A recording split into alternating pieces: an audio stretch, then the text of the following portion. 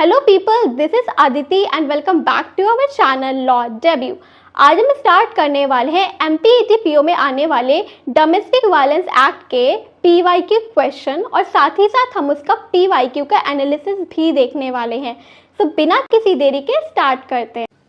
तो चलिए शुरुआत करते हैं एमपीईटीपीओ के पीवाईक्यू एनालिसिस से, जहां पे हम करने वाले हैं डीवी एक्ट का। डीवी एक्ट का पूरा नाम है protection of women from domestic violence act 2005। तो सबसे पहले हम देखते हैं कि 2008 में हमारा यहाँ पे कोई भी क्वेश्चन नहीं आया है डीवी एक्ट का। इसका रीज़न सिर्फ इतना ये है क्योंकि यहाँ पे हमारा डीवी एक्ट था ही नहीं सिलेबस में। उसके बाद जब हम आते हैं 2009 में, यहाँ पे हमारे 20 क्वेश्चन आते हैं और इसका भी यही रीज़न है कि 2009 में हमारा जो सिलेबस था एमपीईटीपीओ का वो बहुत ज़्यादा कम था। अब तो बहुत ज़्यादा ब्रॉड हो चुका है, लेकिन पहले इतना नहीं था। तो इस वजह से माइनर एक्ट में भी काफ़ी ज़्यादा क्वेश्चन पूछे जाते थे। फिर हम देखते हैं 2010 में, जहाँ पे हमारे 4 क्वेश्चन पूछे गए थे। फिर 2016 में हमारे 6 क्वेश्चन पूछे गए और अभी हम हालांकि बात करें 2022 की, यहाँ पर भी हमारे 4 क्वेश्चन पूछे गए थे। अब जो हमारा एमपीईटीपीओ का एग्ज़ाम होने वाला है, इतना तो है कि वहाँ पे 20 क्वेश्चन तो नहीं पूछे जाएंगे, क्योंकि ये 20 क्वेश्चन तब पूछे गए थे, तब सिलेबस बहुत कम था। लेकिन अब बहुत सारा सिलेबस है और हर सब्जेक्ट से आपका कुछ ना कुछ पूछा ही जाएगा। तो हालांकि हम ये मान सकते हैं कि इस बार जो आपका एग्ज़ाम होने वाला है एमपीईटीपीओ का, उसमें आपके 4 to 6 क्वेश्चन आ सकते हैं। अब 5 क्वेश्चन भी पूछे जा सकते हैं, 6 भी पूछे जा सकते हैं और हो सकता है 4 भी पूछ लिए जाए। तो आइए हम इन सारे क्वेश्चन को एक एक करके देखते हैं। अब सबसे पहले हम देखते हैं 2009 में जितने क्वेश्चन आए थे उसको हम देखेंगे। सबसे पहला क्वेश्चन है हमारा, the protection of women from domestic violence act 2005 came into force on. घरेलू हिंसा में महिलाओं का संरक्षण अधिनियम 2005 कब लागू हुआ था? तो इसका जो राइट ऑप्शन है वो है ऑप्शन नंबर डी। अगला क्वेश्चन है कि which of the following terms has not been used in the category of various kind of abuse falling in the definition of domestic violence। मतलब घरेलू हिंसा की परिभाषा में आने वाले विभिन्न प्रकार के दुर्व्यवहारों की श्रेणी में निम्नलिखित में से किस शब्द का उपयोग नहीं किया गया है? तो इसका जो राइट ऑप्शन होगा वो होगा option number d, mental abuse. अगला क्वेश्चन है कि information to officer about protection domestic violence may be given under section 4 of the domestic violence act. पहला ऑप्शन है by any person, by a police officer only, by a service provider only, या फिर by a police officer not below the rank of sub inspector. तो इसका जो right option है वो है option number A. Shelter home notified under the Domestic Violence Act is bound to provide shelter to the aggrieved person on the request of protection officer only, the magistrate only, any police officer, या फिर the aggrieved person। इसमें ये बोला जा रहा है कि जो शेल्टर होम दिए जाएंगे डोमेस्टिक वायलेंस एक्ट के अंदर वो किसकी रिक्वेस्ट पे दिए जाएंगे? तो इसका जो राइट ऑप्शन है वो है एग्रीव्ड पर्सन की रिक्वेस्ट पे दिए जाएंगे shelter homes. Under section 8 of the domestic violence act the number of protection officer in each district में बी। अब आपको पता है सेक्शन 8 में हम बात करते हैं डोमेस्टिक वायलेंस एक्ट में कि जो नंबर ऑफ प्रोटेक्शन ऑफिसर है वो कितने होंगे एक जिले के अंदर। तो वो कितने भी हो सकते हैं, जितना सरकार चाहे। तो इसका option number 2 is correct. Which of the following is a correct statement? यहाँ पे आपको बताना है कौन सी स्टेटमेंट राइट है।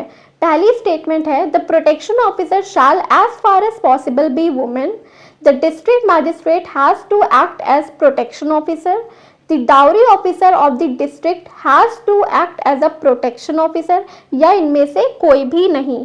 तो इसका जो राइट ऑप्शन है वो है option number A. Which of the following is not a function of a protection officer under section 9 of the DV act? तो इसका जो राइट ऑप्शन है वो है option number d, to order for the monetary relief. Which of the following cannot be registered as a service provider under the section 10 of the DV Act? तो इसमें आपको बताना है कौन सा नहीं है।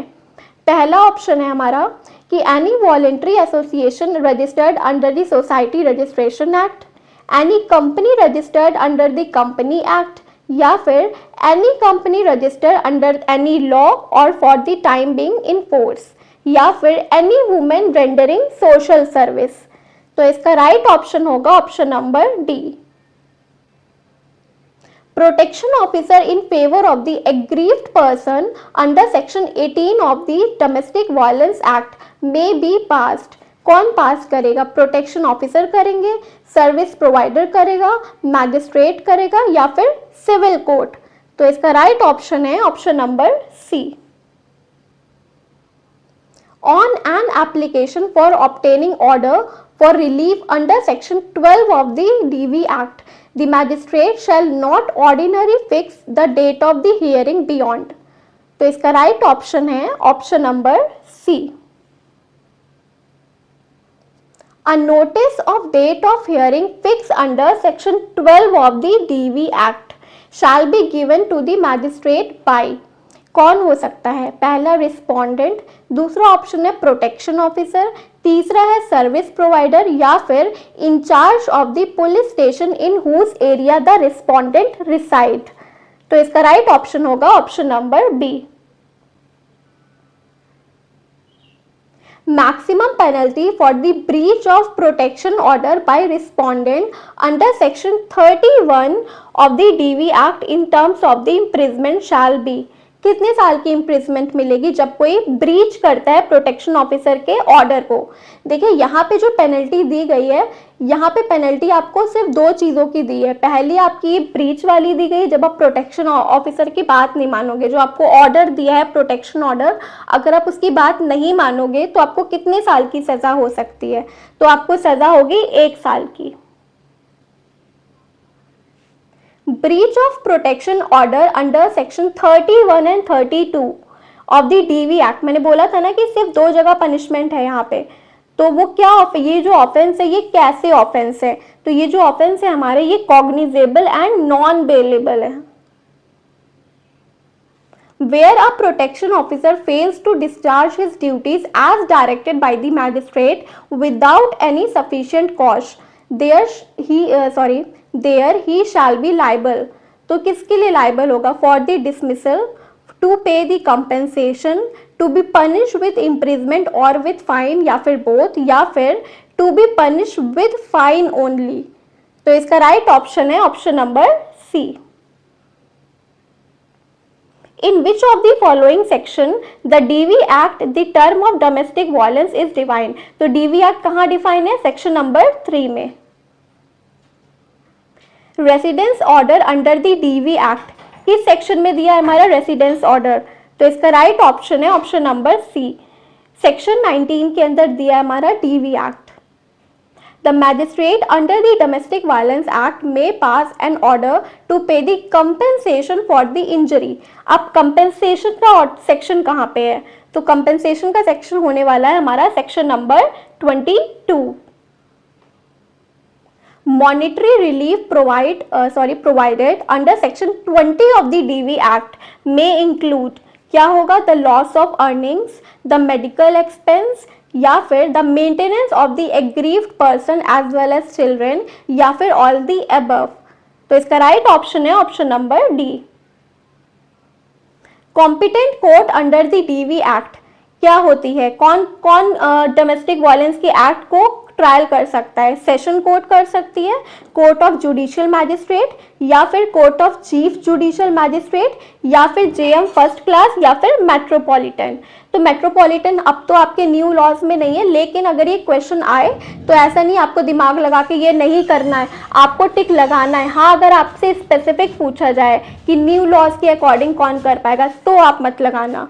फिलहाल इसका राइट ऑप्शन होगा ऑप्शन नंबर डी। अगला क्वेश्चन है, any order made by the competent court under the DV act is enforceable. कौन कर सकता है? Only in the district where order is issue, only in the state where the order is issue, या फिर throughout the India except the Jammu and Kashmir, या फिर throughout all India. तो इसका राइट ऑप्शन है ऑप्शन नंबर डी। अब हम आ जाते हैं 2010 के क्वेश्चन में, ठीक है। एक एक करके हम देखते हैं सारे क्वेश्चन। पहला क्वेश्चन है, under the protection of women from domestic violence act 2005 in the context of the definition of the domestic violence which of the following statement is the most relevant. यहाँ पे आपसे बोला गया है कि डीवी एक्ट की जब आप डेफिनेशन देखते हो सेक्शन 3 के अंदर, तो यहाँ पे जो स्टेटमेंट दी गई है वो सबसे रेलिवेंट कौन सी है। तो मैं आपको इसका डायरेक्ट आंसर बताती हूँ। इसका राइट ऑप्शन होगा ऑप्शन नंबर डी। अगला है, under which of the following section of the DV act right to find domestic incident report has been provided. कौन किस सेक्शन में हम कर सकते हैं डोमेस्टिक इंसिडेंट रिपोर्ट फाइल। तो इसका राइट ऑप्शन है ऑप्शन नंबर सी। देखिए जो माइनर एक्ट होते हैं ना हमारे, यहाँ पे आपके सेक्शन वाले बहुत सारे क्वेश्चन पूछे जाते हैं। ऐसा नहीं है कि माइनर एक्ट है तो आपसे सेक्शन और इन्फोर्समेंट डेट वगैरह ना पूछें, इसके बहुत ज़्यादा चांसेस होते हैं पूछने के। तो इसको तो सेक्शन को तो आप बिल्कुल भी ऐसा नहीं कर सकते हो कि हम ना पढ़ें या ना याद करें। अगला है हमारा कि which of the following assistance are provided to the aggrieved women by the protection officer under the DV act. तो इसका राइट ऑप्शन होगा ऑप्शन नंबर डी। अगला है, under the DV act the appointment of protection officer is made by. कौन appoint करता है? State government करती है, डिस्ट्रिक्ट मैजिस्ट्रेट करता है, गवर्नर ऑफ द स्टेट करता है, या फिर chief minister of the state. तो इसका राइट ऑप्शन है ऑप्शन नंबर ए। अब हम आ जाते हैं अपने 2016 के क्वेश्चन पे। अब हम यहाँ पे एक एक करके क्वेश्चन देखते हैं। सबसे पहला क्वेश्चन है, under the section 12 of the DV act who present an application. कौन एप्लीकेशन को प्रेजेंट कर सकता है डीवी एक्ट के अंदर? तो यहाँ पे हर कोई कर सकता है, चाहे वो एग्रीव्ड पर्सन हो, चाहे प्रोटेक्शन ऑफिसर हो, या फिर उस एग्रीव्ड पर्सन के बिहाफ पे कोई उसकी फ्रेंड या रिलेटिव भी। अगला है, the offence under section 32 sub clause 1 of the DV act shall be. अभी ये क्वेश्चन हमने लास्ट करा था, किस में आया था? 2009 में आया था शायद। वही सेम क्वेश्चन फिर से रिपीट हुआ है। तो इसका जो राइट ऑप्शन है वो है option number A. What kind of order may be passed by a magistrate in cases relating to DV in favor of the aggrieved woman against the respondent? तो इसका राइट ऑप्शन है option number D. Under what provision of the DV Act an order for temporary custody of children of the aggrieved person may be passed by the magistrate? तो इसका right option है option number c. What is the penalty under the Protection of Women from Domestic Violence Act from the breach of protection order by the respondent? तो इसका right option होगा option number A. 1 साल की सजा होती है, 20,000 रुपए का फाइन, या फिर दोनों। In which section of the DV Act protection has been provided in case of proceeding in good faith? तो गुड फेथ का जो सेक्शन है वो है सेक्शन नंबर 35। अब हम बात करते हैं अपने लास्ट पीवाईक्यू की, जो कि होने वाला है 2022 का। इसका पहला क्वेश्चन है कि in which of the following cases the Supreme Court of India held that a wife is only entitled to claim the residence in a shared household and would be only mean to house belonging to the husband or the house of which belongs to the joint family of the husband which is a member।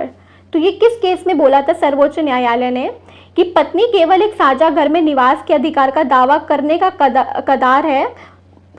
एक साझा घर का अर्थ केवल पति का घर या संयुक्त परिवार जिसका एक सदस्य पति है का घर होगा। ये किस केस में बोला था? तो ये बहुत ही फेमस केस है और इसका जो ऑप्शन है option number C is correct. SR Batra versus Shrimati Tarun Batra.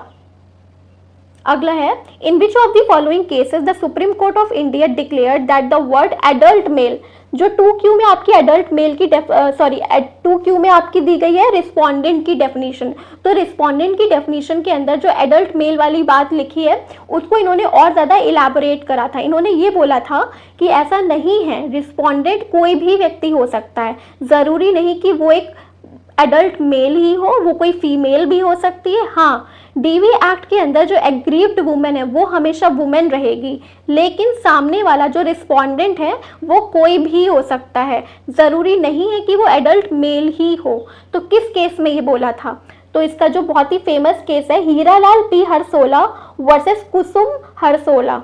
ठीक है, अगला है the protection of women from domestic violence act 2005 protect the protection officer to take action from the good faith. अभी गुड फेथ वाला फिर से रिपीट हुआ है।